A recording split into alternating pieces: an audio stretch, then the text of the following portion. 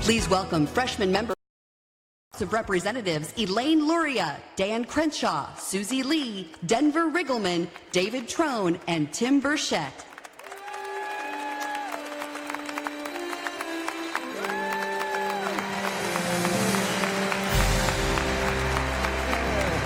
One more over.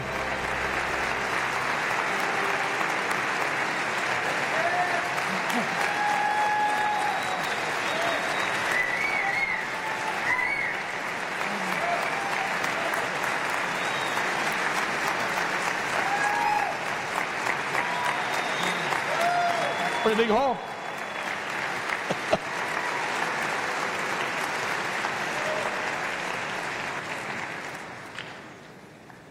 At a time when America is so divided, each of us made the decision to step forward. I have served our country. I was one of the first women to serve the entirety of my career on combatant ships.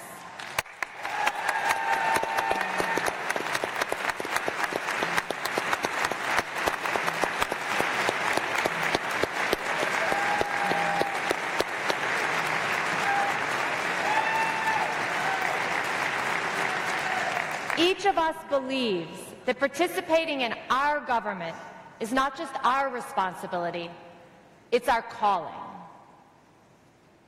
Like Elaine, I'm a veteran of the United States Navy.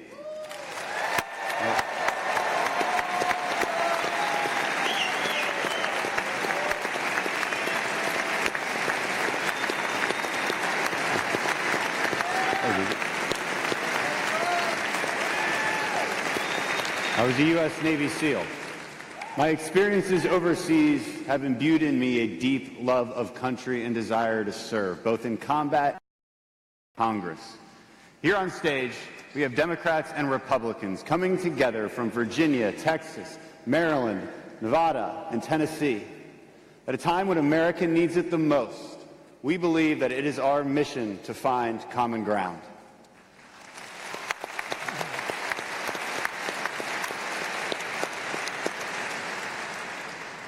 As a mother of two, I ran for office as an education advocate, committed to working with my colleagues to advance solutions that impact all of our children. Foreign policy wasn't the focus of my campaign, but Congress cannot neglect this issue or America's role in the world. I'm fortunate to have many great friends who are active in the Las Vegas Aipac community. They helped underscore the importance of the U.S.-Israeli relationship before I ran for office.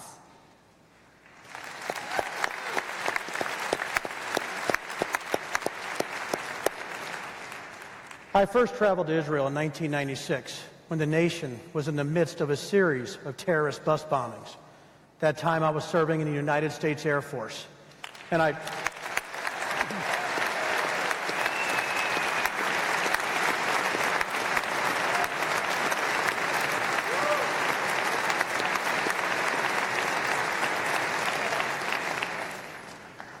never forgot the strength shown by the people I've met. All these years later, as I embarked on my campaign, I remained committed to a safe and secure Israel. And I knew I had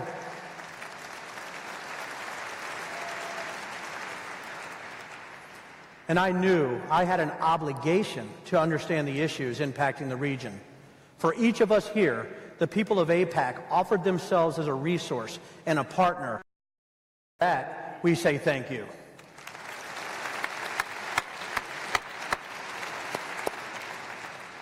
I have been to Israel many times. My love for Israel-U.S. relationship cannot be expressed in words alone. I believe deeply America is stronger because of its relationship with Israel.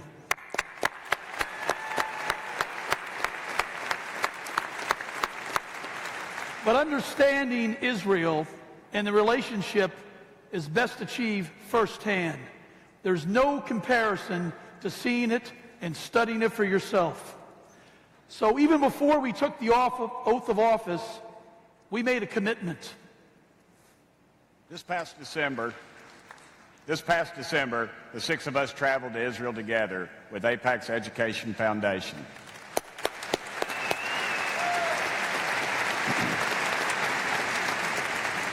It was my first visit, but I can honestly say there is nothing like seeing Israel for yourself. We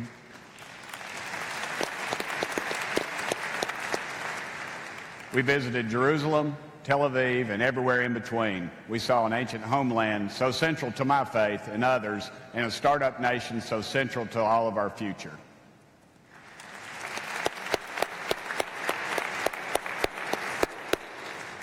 We met with military scholars, officials, journalists, and Israeli leaders from across the political spectrum. We had honest and real conversations about the issues impacting the region. We stood on Israel's borders, looking into Syria and Lebanon. We traveled to the Gaza Strip. We met with families impacted by years of sustained rocket and terror attacks. We saw firsthand one of the tunnels being dug by Hamas into territory with the sole purpose of infiltrating Israel and killing civilians. Few of us can imagine what it is like living near these tunnels. But we are proud that America and Israel are working together to stop these rocket attacks and destroy these tunnels.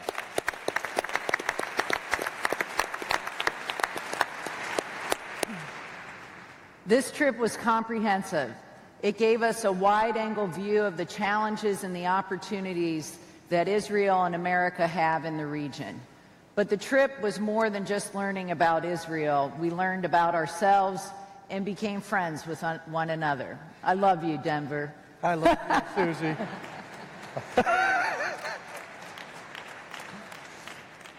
I do love her.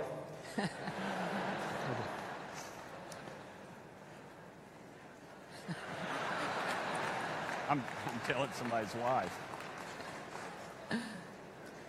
We forge relationships that will be crucial in finding common ground on this and other important issues facing our country. You gave us hope that the bipartisanship that exists here is possible everywhere.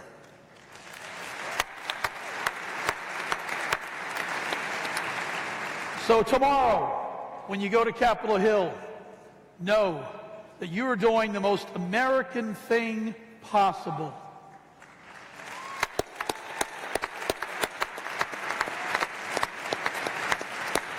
You are using your voice and advocating for what you believe is right. When you get home and you're once again bombarded with stories about how America's divided, how Democrats and Republicans don't work together, remember this picture and remember that you all made it possible. Thank y'all.